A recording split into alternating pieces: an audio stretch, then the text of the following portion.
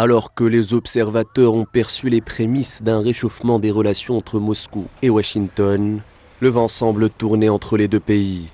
Et ce en raison de la politique commerciale et économique de Donald Trump, qui a revu les droits de douane appliqués à l'ensemble des pays, et en particulier à la Chine. China, first row. China, 67%. That's tariffs. Une attitude que Moscou dénonce après avoir loué la stratégie trumpiste dans un premier temps. En effet, l'émissaire russe aux États-Unis avait jugé favorables les droits de douane annoncés par Donald Trump, estimant qu'ils créaient un précédent pour une croissance autonome et la création d'emplois durables aux États-Unis.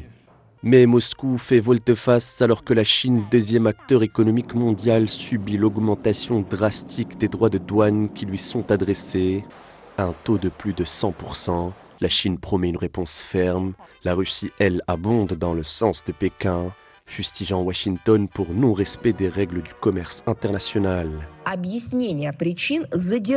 C'est la porte-parole du Kremlin qui est montée au créneau pour dénoncer ce qu'elle qualifie de violation des règles fondamentales de l'OMC, dont la Chine, la Russie et les États-Unis sont membres.